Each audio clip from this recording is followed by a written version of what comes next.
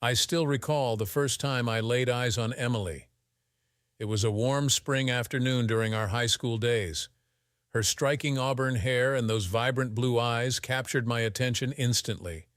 Little did I know that this day would mark the beginning of a journey that would span decades. We quickly became inseparable, navigating life together through school dances and summer jobs. As we grew older, our bond only deepened.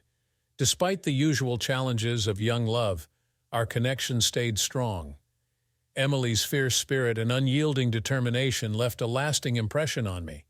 By the time we were 16, our friendship had evolved into something much deeper.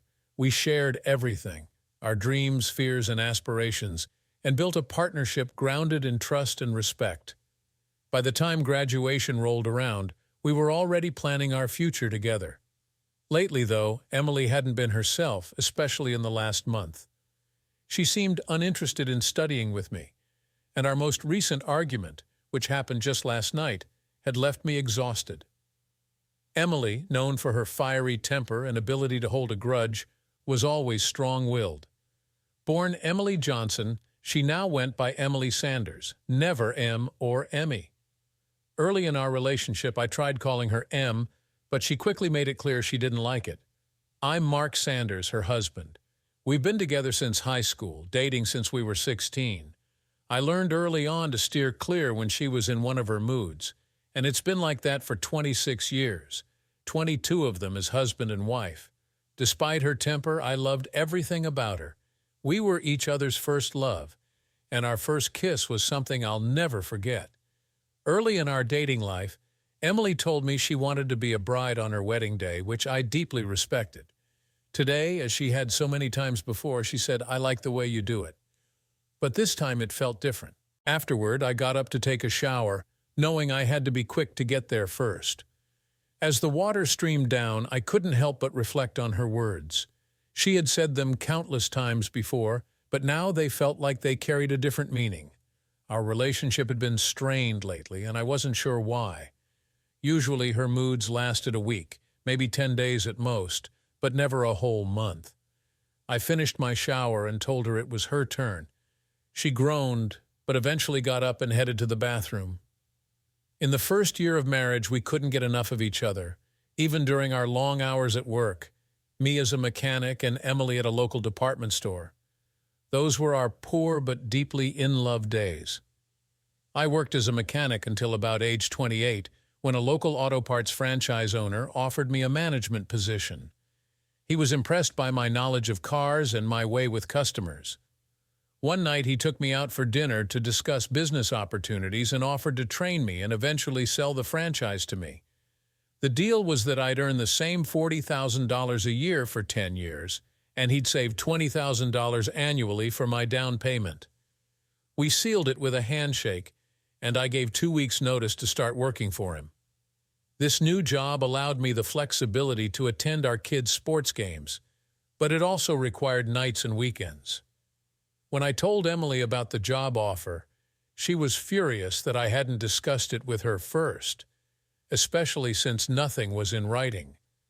I explained that it would allow me to be more present for our kids and would benefit us all in the long run.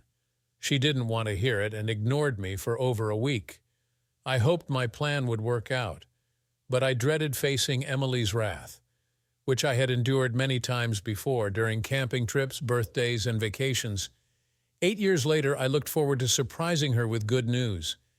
However, after just 2 years, the lack of pay raises led to heated arguments. I asked her to trust me, but trust was never easy for her. My work schedule shifted from 7:30 a.m. to 5 p.m. as a mechanic to a more flexible 9 a.m. to 7 p.m. during the week, with some weekends. This allowed me to attend our kids' baseball, softball, and soccer games. But about 2 years ago, I started noticing a change in Emily. Her already short temper grew worse, and she began belittling me, which hurt my pride and built resentment. The past 3 months had been particularly tough. Attempts to talk about it helped for a short while, but then things would only get worse again. Mentioning it now only seemed to annoy her more, and this tension bled into our home life. I found myself preferring work over being at home with her. Meanwhile, our business grew to 4 locations with steady commercial growth. Emily, always a hard worker, returned to her job shortly after our kids were born and now manages an insurance office. I know managing people is stressful, which might explain her attitude, but when I asked her what had changed, she had no answer and only got angrier. As I dressed for another day, I couldn't help but remember the beautiful morning, but there was this nagging feeling I couldn't shake. "I like the way you do it," she had said, but it bothered me now more than ever. The rest of the week went back to her usual irritable self. On Friday, she came home late and demanded my attention in the bedroom, which only angered me further. "I need you to cater to me," she said. I replied, "I don't jump at your command, you can take care of yourself." I ended up sleeping in my son Ethan's room. When I went back to get some clothes, I noticed a text on her phone from someone labeled SB, asking, "So did he do it?" I felt sick to my stomach. "I like the way you do it," she had said differently this time, emphasizing you, as if comparing me to someone else. She had no one to compare me to, or did she? I rushed to the bathroom and threw up. Emily asked if I was okay, and I told her I felt nauseous and needed some time to think. She asked if I had eaten something bad, and I said, "Probably," avoiding her touch and pretending I didn't want her to catch anything. I drove to the store to get something for my stomach, but all I could think about was the last few months, the last 2 years. She must have had an affair. But I needed proof, and I didn't have access to her phone or computer passwords. We had always trusted each other's privacy. Until now, I had to know the truth. I drove around the neighborhood trying to clear my head, but I couldn't stay out too long, or Emily might start worrying. I stopped by a drugstore and picked up some Pepto-Bismol, Dayquil, and NyQuil. When I got back home, I took some of the Pepto and a dose of NyQuil before heading straight to my son's room. Emily came in and asked, "Are you feeling any better?" I mumbled something, undressed, and got into bed. When she touched my forehead and said, "You're not running a fever," I couldn't help but think, how could she do this to us? She offered to make me some chicken noodle soup, but I told her no, saying I'd probably just throw it up. I didn't trust her and wanted her to leave. "I'm going to bed," I said. "I'll feel better after some sleep." "Okay, I'll check on you later," she replied as she left the room. But sleep was the last thing on my mind. Memories of our life together flooded my thoughts. Our first meeting, our wedding, the kids, vacations, graduations. I couldn't find any moment that justified my suspicions. But I needed proof. Lying there, I began to formulate a plan. If she had cheated on me, I could never forgive her. Somehow, I had to find out. I got up to use the bathroom and noticed her phone on the nightstand. There was a message from SB saying, "I made a reservation for Wednesday afternoon, a hotel reservation." I thought about taking Wednesday afternoon off and following her. I could pretend to be sick over the weekend and keep my distance on Monday and Tuesday. We still shared a bed, but there was no contact between us. It's incredible how quickly love can turn into something close to hatred. On Wednesday, I left work at lunch and drove over to her office. I barely ate anything. My stomach was in knots. I parked where I could see her building, but stayed out of sight. After an hour and a half, I began to doubt myself. Maybe it was an innocent message. At 2:30, I saw her boss leave alone, which only increased my doubts. But 15 minutes later, Emily walked out of the building and got into her car. I followed her to a motel where she parked right next to her boss's car. I stayed out of sight and watched as she walked up to a room, where Carl greeted her at the door. I snapped a photo just as the door closed behind them. My suspicions were confirmed. She was cheating, and she would pay for this. I drove home, seething with anger. Luckily, Ethan was at soccer practice, giving me some time to plan my next move. We lived on the edge of town, and when we bought the house, I made sure it had enough space to build a 2-car garage with a finished room upstairs, my own little man cave. I even installed a hoist so I could work on cars and set up a bed up there for when I was in the doghouse, which I had taken to calling the garage. When I got home, I started moving my clothes and toiletries to the man cave, preparing for Emily's return. She came home around 5:30 and I was sitting on the couch watching TV, ignoring her.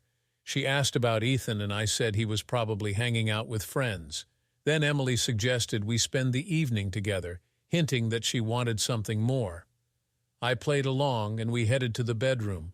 But as she came out of the bathroom, I saw her for what she had become, a 42-year-old woman who had betrayed me. To cope, I closed my eyes and tried to think of anything else. I reached for the nightstand drawer and she asked, "What are you doing?" "Putting on protection," I replied calmly, hinting that I didn't trust her. She exploded, accusing me of being a failure and not having asked for a raise in the last 8 years. She said she had lost all respect for me. I got dressed and left for the garage with her yelling at me to come back and face her. I called the police, knowing how she could get when she was enraged. She pounded on the door, screaming obscenities. Then, after a few moments of silence, I smelled something burning. I realized my workshop was on fire. I looked out the window and saw Emily standing outside, smiling. I managed to escape through another window, twisting my ankle as I jumped down. As I crawled away, she continued shouting insults until the police arrived. One officer called for a fire truck while another subdued and handcuffed Emily. She screamed at them, "Take it away, you a-holes! Your precious garage is going to burn down!" The officer put her in the patrol car and asked me what had happened. I gave him a simplified version of the evening's events. We were both taken to the police station, where I gave a full statement. Emily was arrested for arson and possibly attempted murder. I asked about getting a restraining order, and the officer advised me to talk to a lawyer. The next day, I got a restraining order preventing Emily from coming within 500 feet of our home, my workplace, or me. She remained in jail until her arraignment hearing. It seemed luck was finally on my side. That night I told Ethan and Emma what had happened. Emma wasn't surprised by her mother's actions. She had seen Emily's anger before. She hugged me as I apologized. Ethan was furious, but I knew he would eventually come to terms with it. The next day, I filed for divorce. When I got home, there was a police car in the driveway. Emily was being allowed to collect her things under supervision. She had posted bail, probably with the help of her lover. I spent the weekend dealing with the wreckage of my garage. I managed to salvage some tools, but my diagnostic equipment was ruined. My insurance agent couldn't confirm coverage due to Emily's co-ownership of the property. Reflecting on our life together, I realized that our trust had been shattered beyond repair. I needed to understand why. Was Carl the first? Had I done something wrong? Her yelling indicated she no longer respected me. Had their conversations led to this? Was Carl belittling me too? I did some digging online and found out Carl Benson had been hired 2 years ago as a general manager at Emily's company, right around the time she started acting differently. I also learned Carl was divorced with 3 kids and lived about an hour away. I decided I needed to speak with Emily's boss, someone I'd met a few times at company events and who had even brought his car into my shop for repairs. I planned to give him a call on Monday.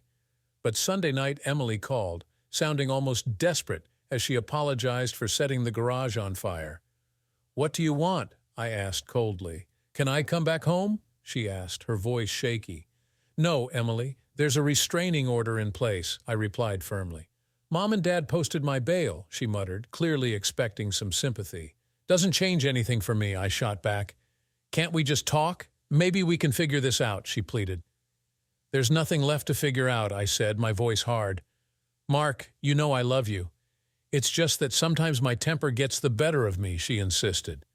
"I don't think you do love me, Emily. If you did, you wouldn't have gone behind my back with your boss," I countered. "That's not true," she defended quickly. "What's not true? That you don't love me, or that you've been sneaking around with your boss?" I asked. "Neither is true," she argued. "Emily, I saw you both at the hotel. Don't try to lie your way out of this," I said, cutting her off. She gasped, caught off guard. "It was a mistake, just one time," she claimed, but I wasn't buying it. "Enough, Emily. I'm done with your lies," I said before hanging up and shutting off my phone. About 30 minutes later, there was a knock on my door. It was her father, Jim, who had always treated me like a son. The confusion was written all over his face. "What did she tell you?" I asked. "That you two had a big fight and you kicked her out," he said. I shook my head. "And how did she explain ending up in jail?" I asked. "She said she was burning some old papers in the garage and things got out of hand," he answered, looking even more puzzled. "Jim, you need to get the real story from her," I advised. "Are you going to tell me the truth?" he asked a bit more sternly. "I don't think you'll want to hear it," I said. "Come on, Mark, I've always thought of you as a son," he replied, his tone softening. "After this, I don't think that relationship will last. You'll probably hate me," I said, bracing him for what was coming. "Is it really that bad?" he asked, almost dreading the answer. I nodded, and he seemed to understand.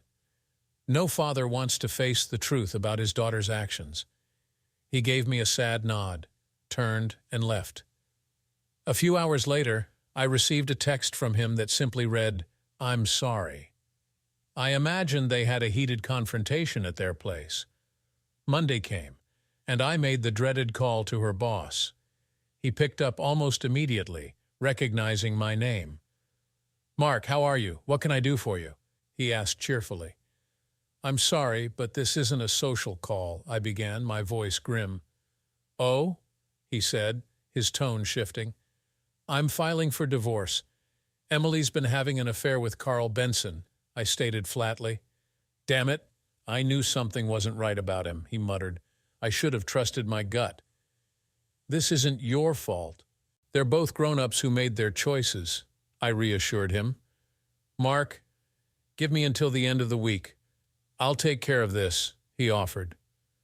"I appreciate that, but if you fire her, it's going to hurt me in the divorce." "I could use some help with that," I requested. "She's been a solid employee, so I'll keep her on," he agreed. I thanked him and ended the call. He was a decent guy, and keeping Emily employed would help me in the long run. The divorce papers were served to her at work quietly. She called me as soon as she got them, starting with, "You're such an a-hole." I hung up without a word. My knowledge of cars was about to come in handy, though not in the way I ever expected. Carl Benson's shiny BMW was about to have some serious engine trouble. By Friday, Carl was late to work because his car had broken down. When he finally showed up, his boss fired him for misconduct. Emily called again, furious. "What the hell did you do?" she demanded. "What are you talking about?" I asked, playing dumb. "You know damn well what I mean," she shouted. "Emily, talk to our lawyers. Stop calling me," I said before hanging up. She kept calling, but I ignored every attempt. My revenge wasn't complete just yet. I reached out to Carl's ex-wife, Sarah, and filled her in on my situation. She was more than eager to lend a hand. That Saturday night, I made reservations at the restaurant Emily and I used to love and invited Ethan and Emma to join me. I knew Emily, and by extension Carl, would hear about it. The three of us arrived just before Sarah did, as planned. The extra place setting made my kids think their mom was joining us. When Sarah walked in, I introduced her to Ethan and Emma, explaining she was Carl Benson's ex-wife and had her own story to share. Sarah recounted her divorce, explaining how she had forgiven Carl for cheating once, but ended things when he did it again. She emphasized how trust is the bedrock of any relationship, and without it, there's nothing to build on. She made sure they understood that my divorce wasn't about not loving their mom, it was about the betrayal. By the end of the meal, we were having an open conversation. Emma admitted she had sensed something was wrong for about a year. After dinner, she asked if we were going home. I smiled and said, "I'm taking Sarah to the dance if she's up for it." Sarah nodded, and we danced the night away. I drove her back to her hotel afterward, but when she invited me up, I declined. It felt too soon. We agreed to meet for breakfast the next day. At breakfast, our waitress, Megan, was surprised to see me with someone other than Emily. I introduced Sarah, and we enjoyed our meal, knowing word would get around. Sure enough, Emily called later, accusing me of moving on too quickly. I made it clear to Emily that our divorce was inevitable, and her attempts to stop it wouldn't work. After a conversation with her father, she finally signed the papers. At Emma's graduation, I saw Emily for the first time since we'd separated. She looked older, and the weight loss was evident. She asked if I was still seeing Carl's ex-wife, hinting that we were together. I didn't deny it and told her, "Sarah's an incredible person." When I inquired about Carl, she mentioned he'd been fired and moved out of state. I replied that she never truly loved me and walked away, ignoring her sobs as her mother angrily called me a jerk. The open house for Emma's graduation was set for the following Saturday, and despite the pending divorce, Emily and I agreed to host it at our former home. I allowed her to take care of the details and temporarily lifted the restraining order so she could access the property. It was tough seeing her back in those familiar surroundings. Even though I resented her, part of me still had feelings for her. After Emma left with her friends, I was tidying up in the kitchen when Emily approached me. "Thanks for letting the open house happen here and for allowing me to be part of it," she said quietly. "You'll always be their mom," I replied, continuing with my task. "Mark, can you look at me?" she asked. I stopped and met her gaze. "I'm sorry for everything I did to us," she admitted, finally apologizing for the affair. "Why did you do it?" I asked, but she couldn't answer. Instead, she burst into tears and rushed out of the room. Months went by, and our divorce moved closer to being finalized. Last year, Emma got into college, and we had to take out a second mortgage to help with her tuition and to support Ethan in starting his own auto repair shop. We split the small amount of equity left from selling the house, and since we both earned similar incomes, there was no alimony. Emily pled guilty to arson, received 2 years of probation, and attended anger management classes. Once the divorce was finalized, Emily asked to meet. We decided on our old favorite restaurant. She seemed nervous but looked healthier. Over dinner, she apologized again, explaining that she had lost respect for me because she saw Carl as driven while she viewed me as stagnant. But she'd come to realize that I had sacrificed a lot for our kids and deeply regretted her actions. "Thank you," I said. "I'm sorry I didn't meet your expectations." We parted ways with a hug, and she offered to be there if I ever needed to talk. I doubted I'd take her up on that. On the drive home, I called Sarah. "Are you free?" I asked. "Yes, I am," she replied. "When can we get together?" I inquired. "Your place or mine?" she asked. "Yours," I responded. We had a nice dinner at her house. Wanting to be up front, I told her, "Sarah, I really like you, but I don't know where this is going. There are 2 reasons. 1, you're a wonderful woman. 2, I'm looking for revenge. You're the first person I've been with since Emily cheated, and I respect you too much to lead you on or make you feel used." Sarah smiled. "I've realized I want you too. And to be honest, part of me wants revenge as well. I never got back at Carl for his affairs. Let's get even." With that, we headed to the bedroom. An hour later, I found myself thinking about Emily and how things had been early on. Her temper, which was already bad, had worsened over time. She often lashed out verbally and occasionally physically. I'm Irish and have a temper too, but I was raised never to hit back. When things got heated, I'd retreat to the garage. I'm sure this made her respect me even less, seeing it as a sign of weakness.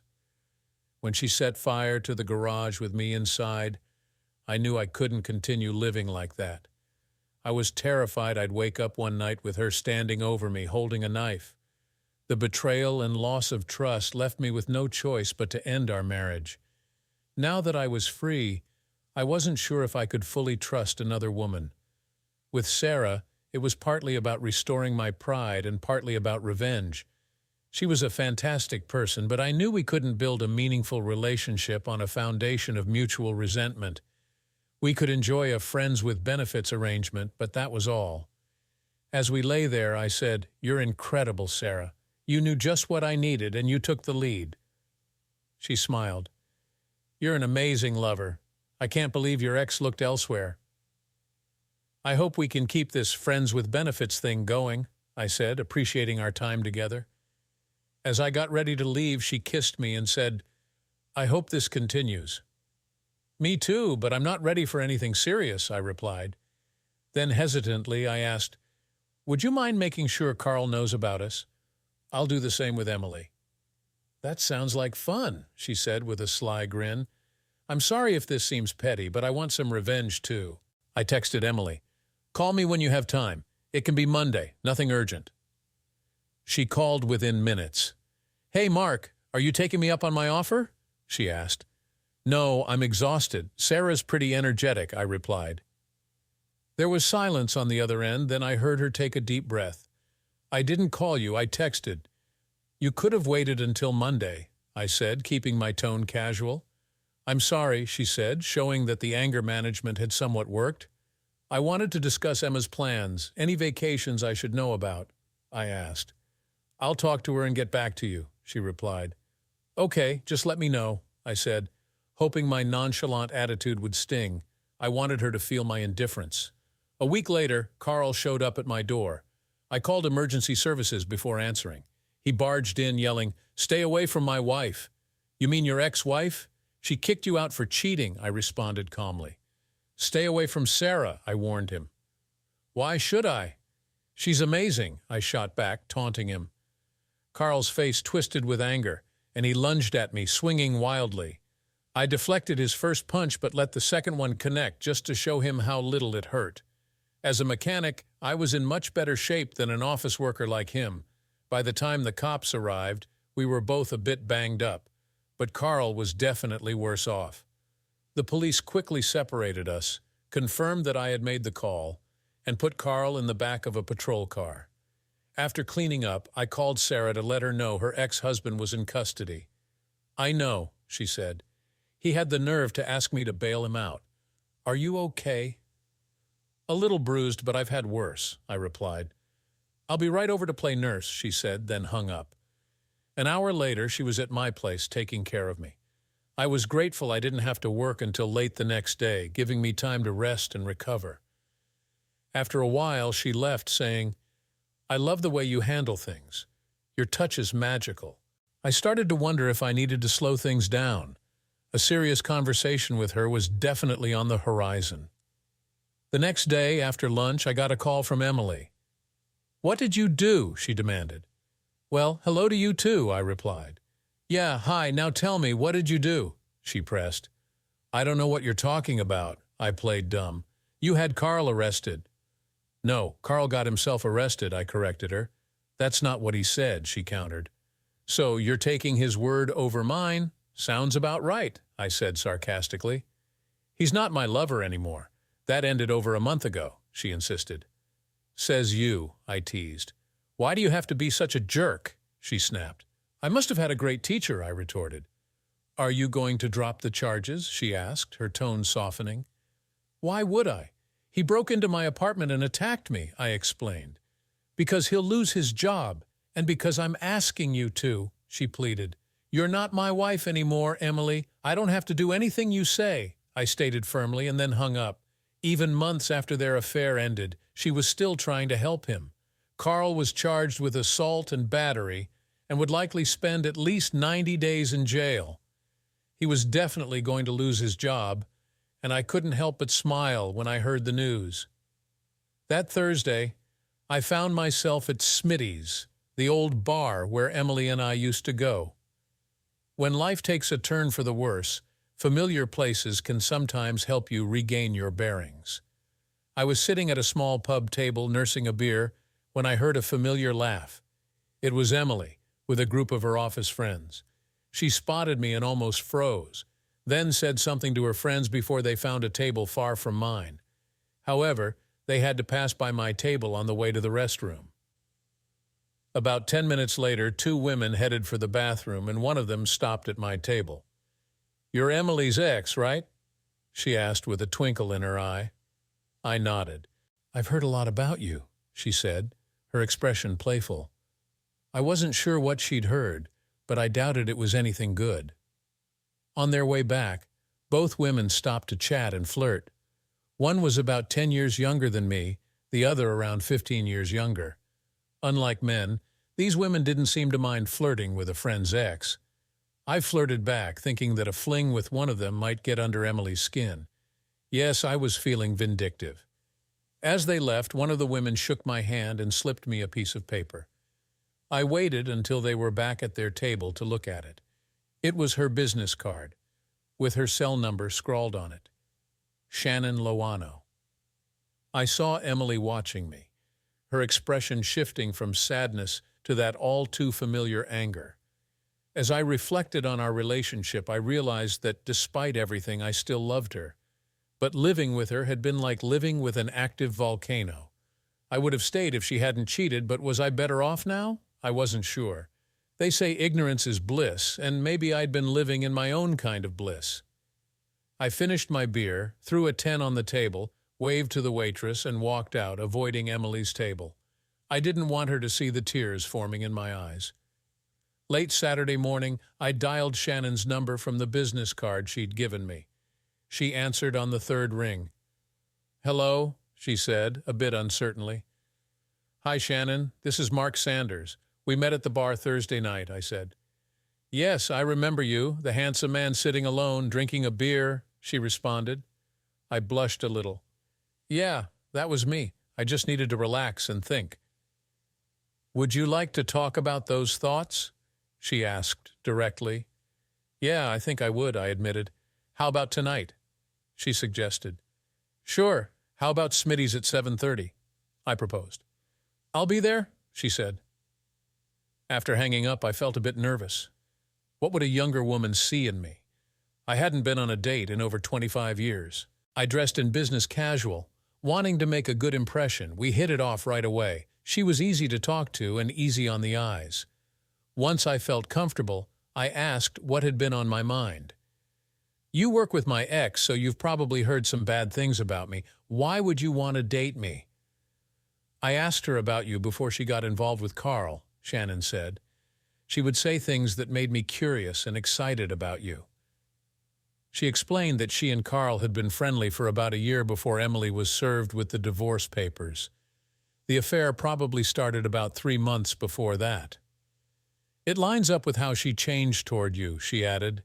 "At bachelorette parties, she even bragged about your performance in the bedroom," Shannon said, giving me an intense look. I felt my face flush. I never imagined Emily talked about me like that. "Don't be embarrassed," Shannon continued with a playful smile. "If you're as good as she said, this could be a lot of fun." After we finished our meal and drinks, the waitress brought the check. I handed her $50, and she smiled, saying, "Hold on to this check. You might win something." She winked as she walked away, leaving me puzzled as I slipped the check into my pocket. As we stepped outside, Shannon took my hand and whispered, "How about dessert?" I was caught off guard. It had been a long time since I'd been on a date. "Your place or mine?" she asked, her tone suggestive. "I'll let you decide," I replied, trying to keep my cool. "I want you to be comfortable," she said. "Let's go to your place. You can learn a lot about someone by seeing where they live." She climbed into my truck, which meant I'd have to bring her back to get her car later. "Do you think your car will be okay here overnight?" I asked. "Definitely," she said. "I took an Uber, so no worries." I felt like I was getting a crash course in modern dating. When we arrived at my place, we wasted no time heading to the bedroom. We didn't wake up until 10 a.m. the next morning. After a quick lunch at Chili's, I drove her home. She made me promise to call her for a follow-up, and I assured her I would. On my way back, I remembered the check from Smitty's in my wallet. The waitress had scribbled her name and number on it. This whole dating scene was something I'd have to get used to. On Monday, after work, I stopped by Smitty's, and Helen, the waitress, was there. She was closer to my age, which made me feel more at ease. We chatted for a while, and I asked, "When can we go out?" Since weekends were packed for her, we settled on a Wednesday date, her day off. As I headed to my truck, my phone rang. "Hello?" I answered, not recognizing the number. "Hi, Mark," said a woman's voice. "Yes, this is Mark," I replied. "This is Bethany. We met last Thursday at Smitty's with Shannon." "Oh, yes, I remember you," I said. "Shannon told me she had a great time with you Saturday night. I was wondering if we could go out sometime," she suggested. "Isn't it a little weird, me being older?" I asked, surprised by her forwardness. "Not at all. I prefer older men.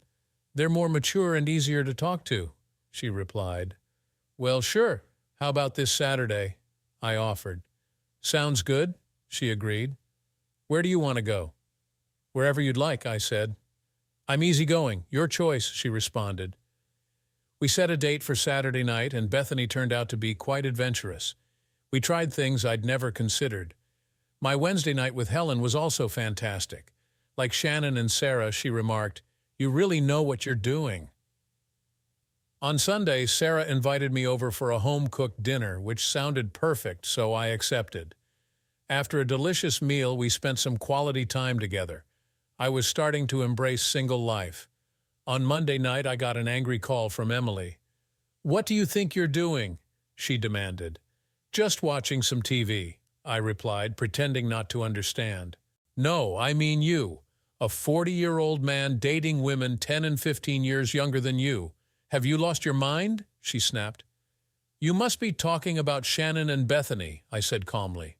"Of course," she confirmed. "They both asked me out. Instead of being rude, I said yes. Dating's different now, Emily.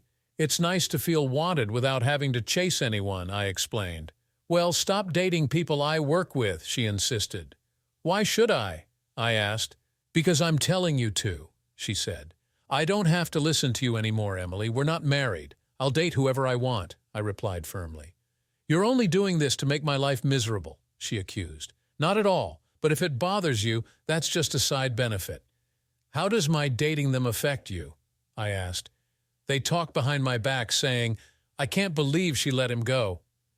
"It's like they think I'm stupid," she admitted. I thought, if the shoe fits, but said, "I'll ask them to keep our time together private. Will that help?" "No, just stop seeing them," she demanded again. "That's not going to happen unless they want it to. I enjoy being with them. They make me feel good about myself," I said. "You're a jerk," she spat before hanging up. I couldn't help but smile, thinking about how much better I felt after spending time with these women. They really boosted my confidence. Wednesday night with Helen was another enjoyable evening. Thursday night, Emily called again. Now what? I wondered. I hadn't even seen Shannon or Bethany yet, so I hadn't had a chance to talk to them. I sighed and answered the phone. "Yes, what is it, Emily? I asked. "You're dating Shannon, Bethany, and now the waitress from Smitty's too?" she asked incredulously. "Well, at least she's closer to my age," I thought. "I thought you didn't want me dating younger women," I said. "I don't want you dating anyone. Do you know how often I get asked why I let you go?" she complained. "Just tell them you found someone who fits your lifestyle better," I suggested. I suggested she tell them the truth, and after a moment of silence she said quietly, "Maybe I'll just admit I was an idiot," before hanging up. I sat back reflecting on my life. Emily and I had shared some good times, but things started to change when Carl was hired. Maybe something had been brewing even back then. Now, at least, she was showing some remorse. My feelings were conflicted. Part of me was satisfied that she finally realized what she had thrown away, but another part of me longed for the past, even though I knew it was impossible to go back. The damage was done, and there was no way to undo it. Feeling sorry for myself, I decided to head to the store to pick up some beer. As I walked out with a case of Shiner Bock, Shannon called. "What's up?" she asked. "I just grabbed some beer to drown my sorrows," I replied. "Need some help with that? I could try to cheer you up," she offered. "Sure, you might be just what I need," I said. We drank together, and she expressed her enthusiasm in ways that lifted my spirits. Around 2 a.m., she finally said, "I've got work tomorrow, so I'd better get going. Oh, and thanks for talking to Emily, but if you could keep tonight between us, I'd appreciate it." "She seemed a bit down earlier, but it's still hard to believe she let you go," Shannon said. "Thank you. You've successfully cheered me up," I replied. "Any time," she said with a grin. "And I mean any time." Over the next year, my list of friends with benefits grew. Shannon, Bethany, Molly, and Helen all discovered my talents, and none of them wanted to miss out on the experience. I didn't turn any of them down.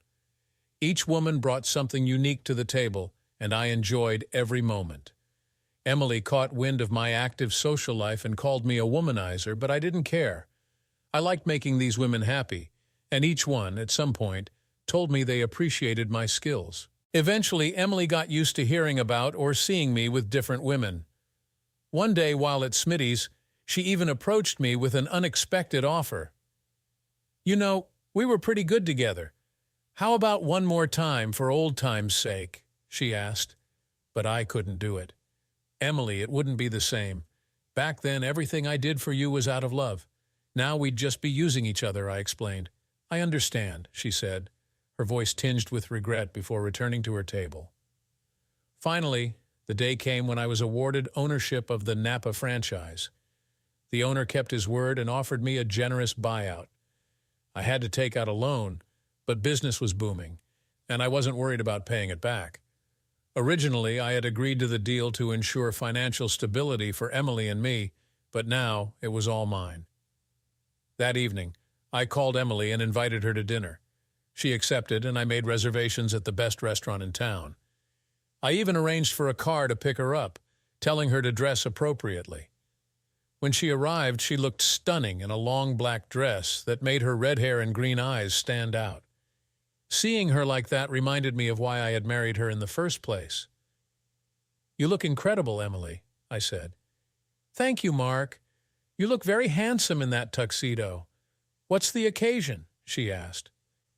"I'm celebrating, and I wanted you to be the first to know," I replied. "Now I'm curious," she said, smiling.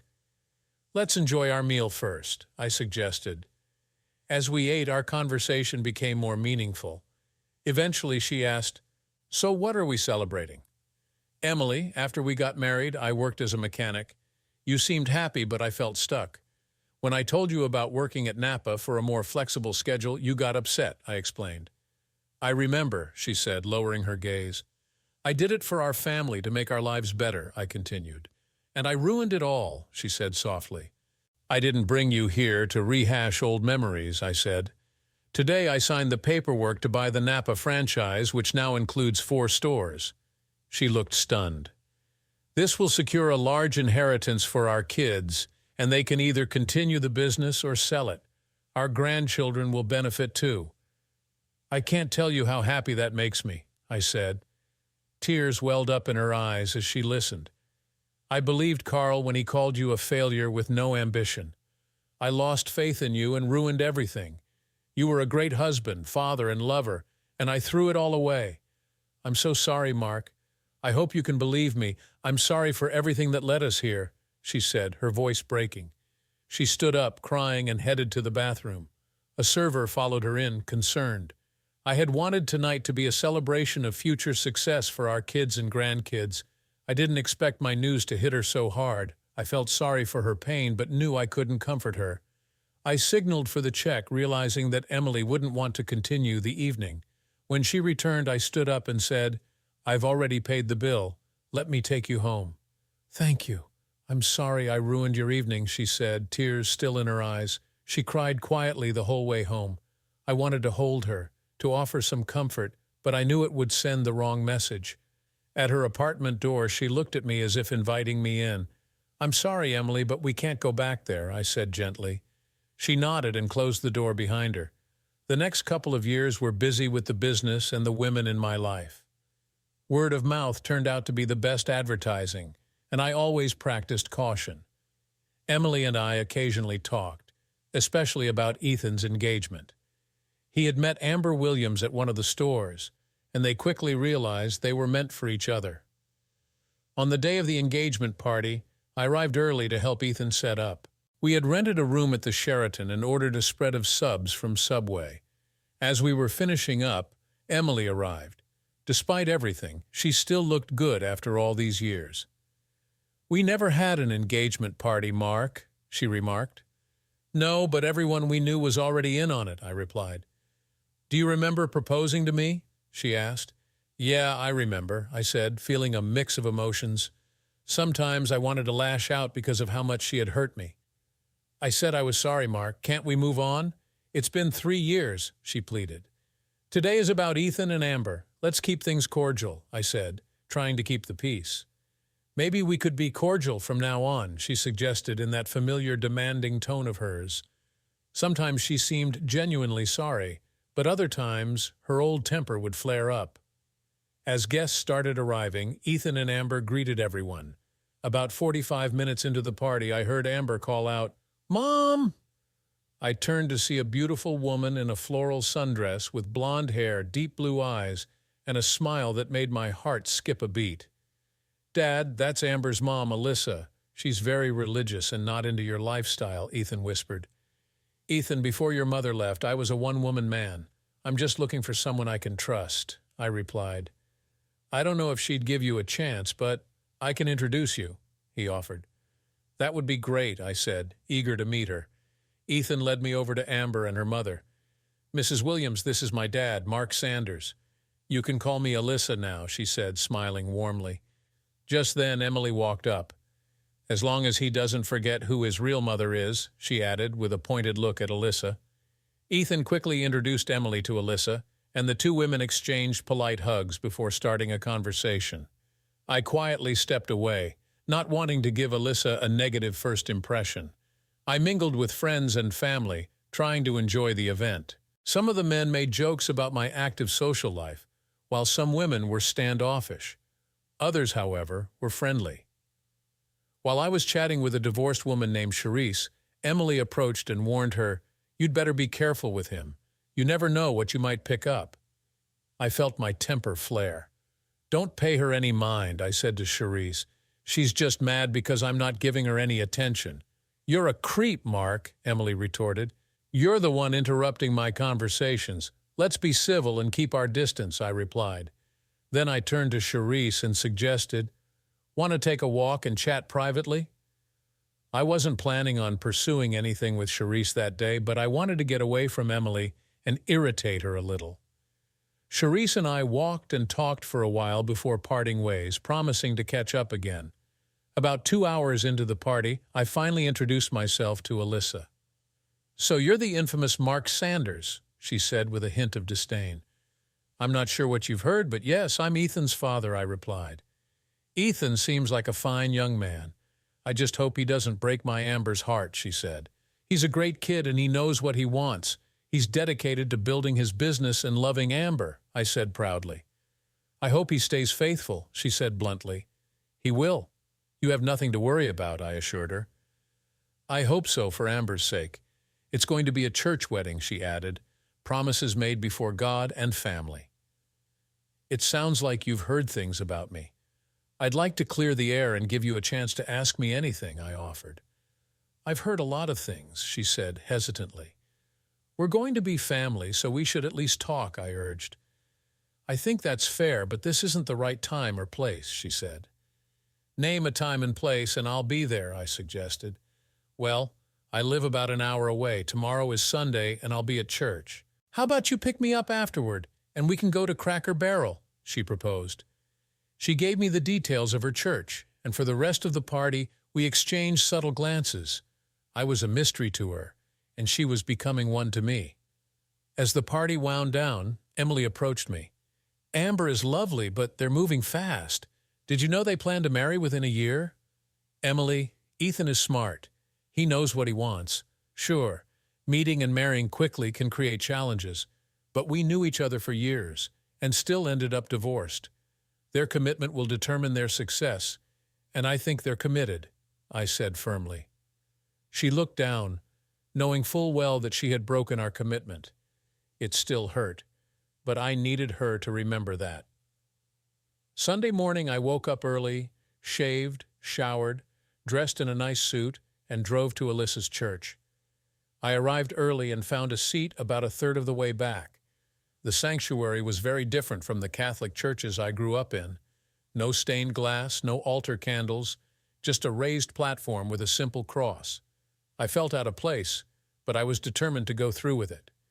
As people started filling the sanctuary, I noticed how casual everyone was. Jeans, casual tops, and coffee cups from nearby shops. I felt overdressed in my suit, but despite this, many people greeted me warmly, making me feel somewhat welcome. I kept looking for Alyssa, wondering if I had gotten the details wrong or if she wasn't feeling well. Then, just as the minister announced the start of the service, I saw her on stage, singing with the praise band. During the third song, she noticed me and smiled, her voice beautiful and clear. After the singing, she came down and sat next to me, a gesture I appreciated since I felt completely out of my element. I didn't expect you to come to the service, she whispered. I feel a bit out of place, definitely overdressed, I admitted. That's okay. You can take off your jacket if it makes you more comfortable, she suggested.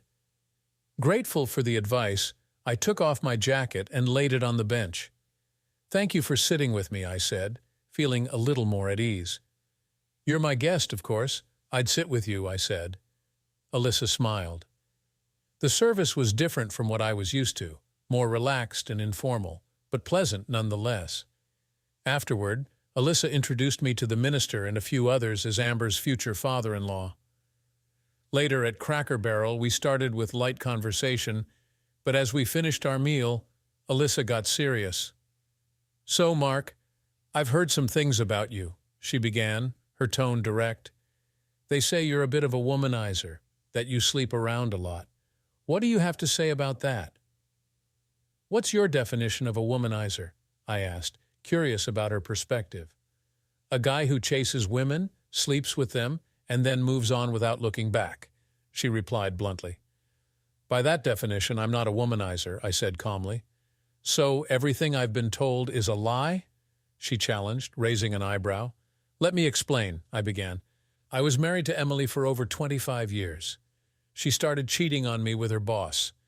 And when I confronted her, she tried to. Well, let's just say she wasn't too concerned about my well-being. After our divorce, I started dating. Emily likely talked about our personal life, and a few women became curious. I didn't chase them. They approached me. For the last couple of years, I haven't turned down any woman who asked me out. I enjoyed their company and made sure they felt special. If you think that's wrong, I'm sorry. Alyssa looked at me, still a bit skeptical. So where do I fit into all of this? She asked, her tone softening slightly. Alyssa, you're a beautiful woman who, like me, has been hurt before. While I chose to find companionship after my marriage ended, you've closed yourself off from men because of what your ex-husband did. I'm looking for someone who can get to know me better. Someone I can build something real with, exclusively, I said, hoping she understood where I was coming from. What about your ex-wife? Didn't she want to get back together? Alyssa asked. Forgiving someone is one thing, but forgetting what they did is impossible. Trust is lost, and without trust there can't be a relationship, I explained. I understand, she said quietly. My ex wanted me to look past everything and stay married, but I couldn't.